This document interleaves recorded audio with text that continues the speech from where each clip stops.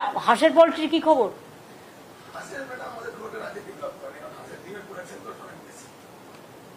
এই দেখুন, লোকে তো হাঁসের ডিমেরই ঝোল খায়, মুরগির ডিম সেদ্ধ খায়।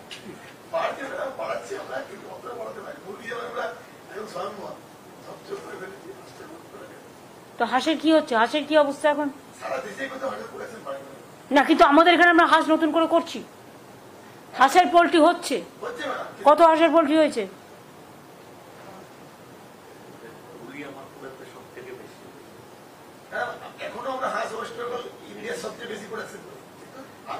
আমার পপুলেশন ইজ ভেরি হাই। আর আপনাকে বুঝতে হবে যে আমাদের বাঙালিরা মাছে ভাতে খায় বেশি, নন বেঙ্গলিরা ভেজ খেলেও অনেকে ডিমটাও খায়, দুধও খায়, আর তাদের ছেলেমেয়েরা অনেকেই বাড়িতে না খেলেও বাইরে অনেক সময় খায়।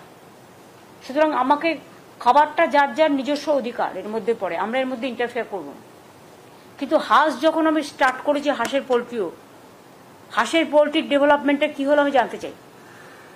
আর ডিমের ঝোল, লোকে কিন্তু মুরগির ডিমের ঝোল খায় না, খায় হাঁসের ডিমের ঝোল বড় বড় বলে, আর মুরগির ডিমটা সেদ্ধ খায়।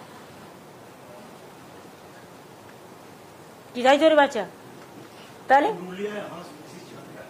পুরুলিয়া কেন? বীরভূমে চলে না, বর্ধমানে চলে না, মুর্শিদাবাদে চলে না? কে বলছে চলে না? সব জেলাতেই চলে, বর্ধমানে চলে না? শুনুন শোভনদা, হাঁসের মাংস খেয়েছেন কোনোদিনও? হাঁসের মাংস কাটার একটা সিস্টেম আছে, সে যেখানে বিক্রি করবে তারা সেভাবে কাটা দেখিয়ে দেবে। না না, হাঁসের মাংসটা অনেকে জানে না কি করে রান্না করতে হয়, সেটা কিছু সেলফ হেল্প গ্রুপকে দিয়ে ট্রেনিং দিয়ে দেবে, হয়ে গেল, বুদ্ধি খরচ করে। হাঁসের মাংস খুব খায়, ওই চামড়াটা ছাড়িয়ে নিতে হয়। তো মুরগিও তো পালক ছাড়ায় না, চামড়াটা ছাড়ানো কিচ্ছু ডিফিকাল্ট নয়।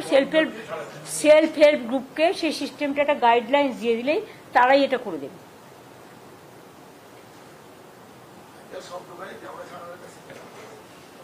তা তো আপনারাই বলছেন আছে, তা ঠিক আছে, সে দরকার চামড়া ছাড়ানোর মেশিন আপনি জোগাড় করুন, তাহলে আপনার মুরগির ডিমটা একটু দাম কমবে, মুরগির মাংসটা। কম্পিটিশনে আসুন।